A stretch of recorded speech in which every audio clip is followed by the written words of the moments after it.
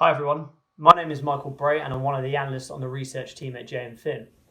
We're all going through an unsettling period, but from a market observer perspective, it's an interesting time, as there's no modern day precedent to model the COVID-19 pandemic upon.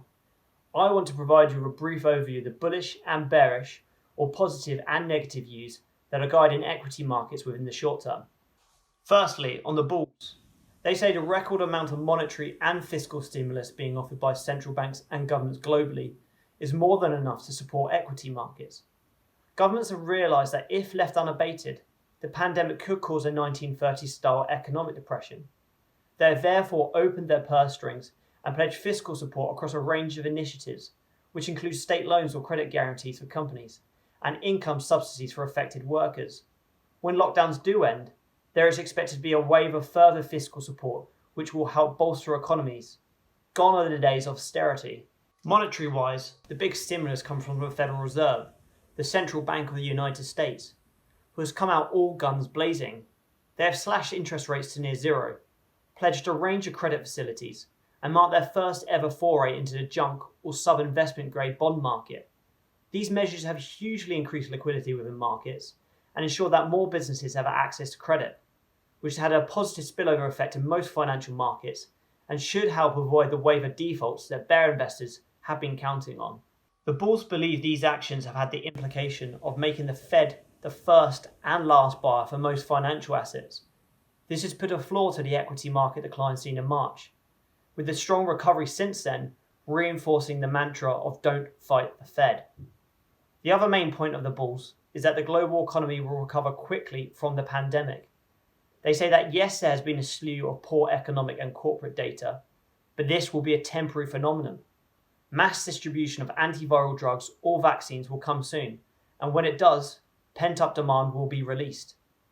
Now onto the views of the bears. They believe a sustained recovery would require clarity on corporate profits, which none can be given as we do not know the trajectory of the pandemic. Over a fifth of the S&P 500, the largest 500 companies by market cap in the US, have withdrawn guidance for 2020, and this is likely just to be the beginning, with many CEOs commenting on the challenging times which lay ahead for their businesses. Share buybacks are also being halted, and dividends are either being cut or suspended, making it less attractive for investors to hold stocks. Our home equity index, the FTSE 100, has seen around 30% of its constituent companies either cut or suspend their dividend. Despite all this uncertainty, bears say valuations look frothy.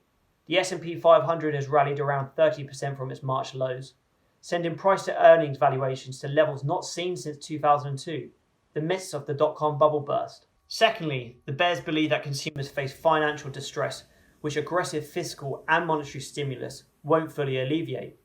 The bears expect a wave of global consumer defaults, even after the pandemic peaks, with spending habits unlikely to change for a long period of time. China offers an example of consumers' lingering hesitation, as many of their consumers are wary of returning to their old lives. Lastly, the bears believe there is no exit strategy from the pandemic until a cure is found. If social distancing is relaxed, the infection rate will spike again. As long as major countries continue to implement extraordinary measures to combat the virus, its economic impacts will continue to be felt. So, you may be asking, what's my opinion? Well, I have no doubt that we will collectively overcome the virus, but I do believe we will see more pain in the short term. Yes, we have had unprecedented fiscal and monetary policy, but this doesn't, in my opinion, justify the lofty valuations we are currently seeing, especially given the backdrop of financial damage being inflicted on businesses and consumers, which is likely to continue until a firm exit strategy from the pandemic is in sight. However, trying to time the market has been proven to be a fool's errand, and as the global financial crisis in 08-09 showed us, markets can continue to rise despite negative financial news still making the headlines. As a research team, we continue to focus our attention on businesses which have strong balance sheets, enduring competitive advantages, and exposure to secular growth. These are businesses which we believe can ride out any short-term uncertainty and will ultimately find themselves in much stronger positions in a post-COVID-19 world.